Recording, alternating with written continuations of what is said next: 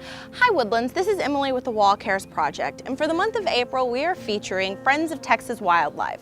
Friends of Texas Wildlife is a nonprofit that supports the rehabilitation of native animals and also promotes education of coexistence between people and the wildlife that surrounds us here in the Woodlands.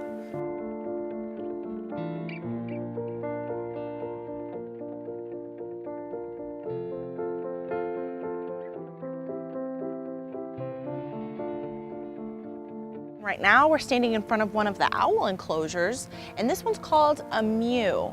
And can you explain to us a little bit about what's going on here? Yes, a mew is a small flight enclosure that we use for birds of prey when they're not ready to go in the full flight enclosures. So these are not quite ready because they're juveniles. So they're just starting to learn how to fly. So we put them in something small like this so they can move around, but they still can find their food because they're not in such a big enclosure. We would also use this for ones that are just coming off a wing injury or just coming off a head injury where they need more room to move around but they're not quite ready to go in the big flight enclosures. In this one right now we have one of our education owls, the adult, who actually also serves as a surrogate for baby owls when we get them in.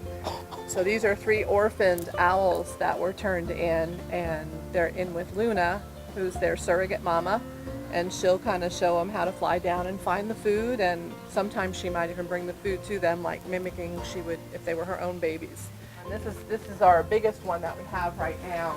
There's 2 juvenile great horned owls that I raised up from chicks. They're little tiny babies. They're not siblings, they came in separately, but they're getting flight conditioned here. So they're getting like prepped to actually be released into the wild. Yep, so come on in. So they're about ready to move into something with a taller roof. Oh yeah, he's ready to fly. Yeah, we're testing the ceiling. So, and then the clicking is just that's a threat. There's different people who feed every day, and that's good because that way we don't want them bonding with one particular person. Yep. So. Oh, is he trying to make himself bigger? That's what they do on the ground. It's like, okay, I have never seen that before. Yeah, they're trying to make themselves look as big as possible, so that's an intimidation thing.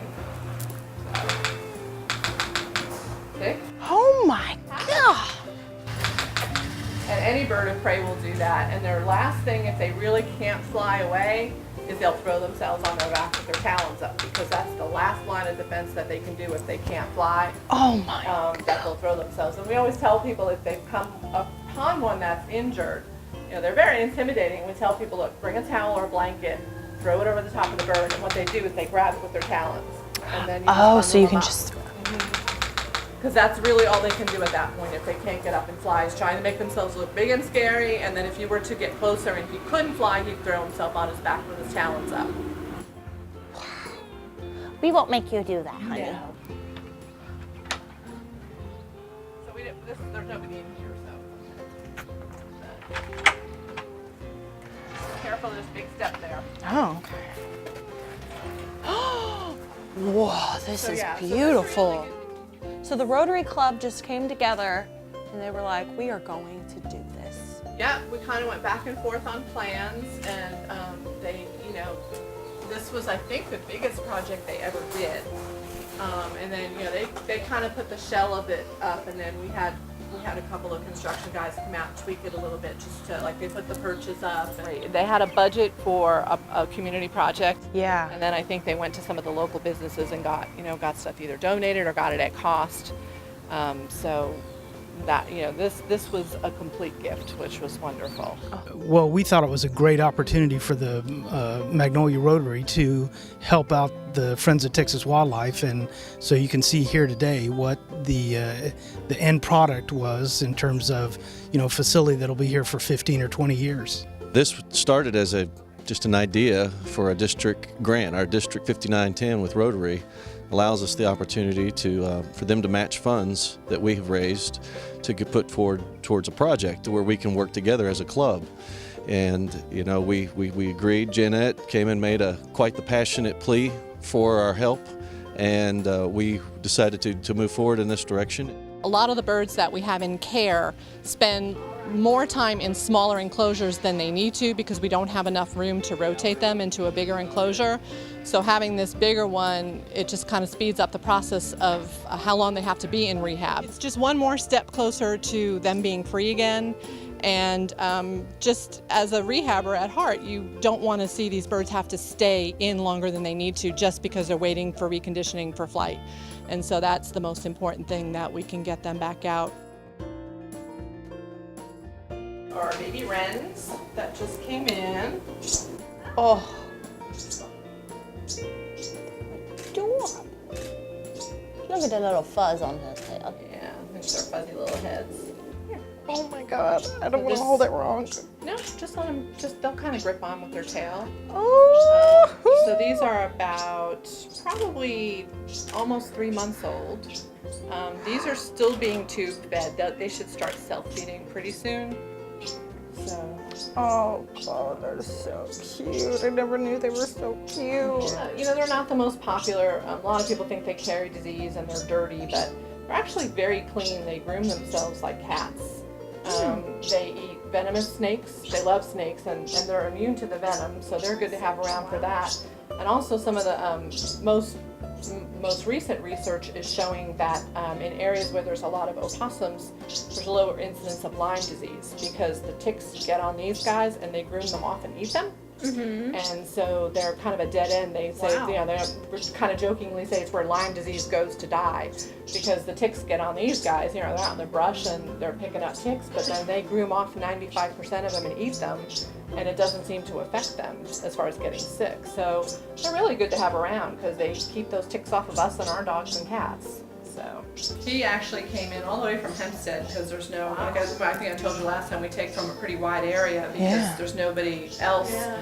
So people brought him from Hempstead. They found him under their house and no mom in sight. So he's probably, oh my god. He's probably 7 weeks old. So how long would he be? The raccoons stay with us until they're 7 to 8 months old. Ooh. So they're a long time. Long-term, lots of money. Because in the wild, they normally a lot of times stay with the mom through their first winter. So we keep them until the fall, you know, and then release them with the whole group that's raised together. So if we raise 3 to 5 of them together, they all get released together, and they'll kind of stick together and figure out things together as a family group. So. Hello, little He's fella. absolutely the gentlest little kid, and they get the bad rap too, and they are so precious. They are so precious. Oh my god, do I get to hold him? Okay, yeah. He's like, don't make me There laugh. you go. Oh my god, I'm in love. I have the greatest job that doesn't pay anything in the world. And so does Lisa. If you want to do it for the money, don't. But if you've got a lot of love in your heart, this is the job for you.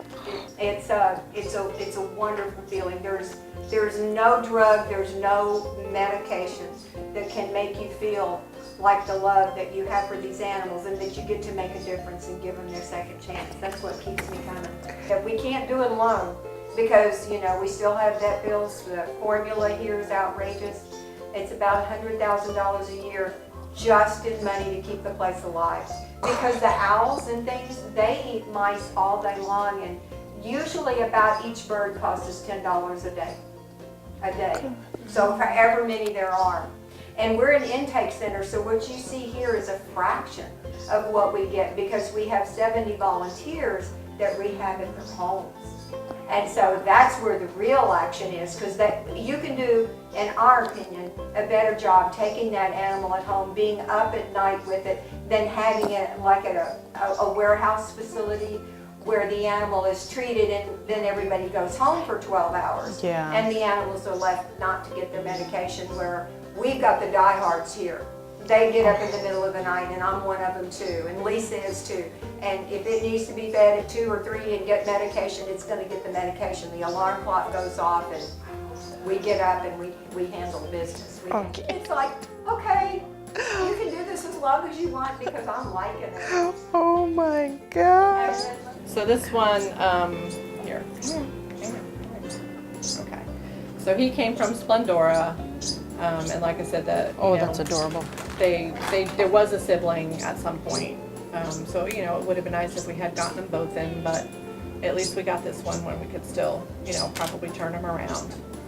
So right now, he's a middle of the night baby, so we got up and fed at 3 in the morning. There you go. I know that's not gonna cut it, right? So he's pretty cute. Skunk mama. I know when he can see it, I'll give him something that looks more natural. But that was the only stuffed animal that was clean at my Oh house. my goodness. They like something furry that they can hang on to and, you know, get under it, and they'll nurse on it, suck on it. So it just helps to comfort him that, you know, he's got something that he perceives as a mom. We are going to find out how all of you can help and volunteer with this amazing organization. We're actually an all-volunteer organization. We're none of us paid for what we do. We're not funded.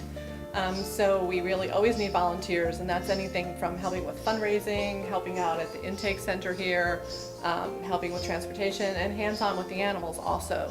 So if anybody's interested, they can go to our website, which is www.ftwl.org, and there's a little link on there that says click to volunteer.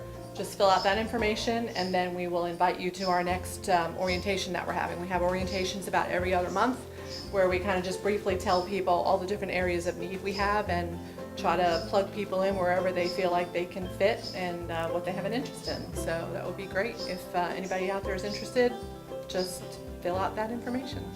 If you need assistance with an animal, please call 281-259-0039. Phone lines are monitored from 8 a.m. to 6 p.m. daily. Please leave a message briefly describing the type of animal, and someone will return your call as soon as possible. For messages left after 6 p.m., calls will be returned the following morning. We kindly request that you do not bring any animals to the intake center before speaking with one of the representatives, as they may not be able to accept the certain species. If you are calling after hours, you can find helpful information on the website at www.ftwl.org.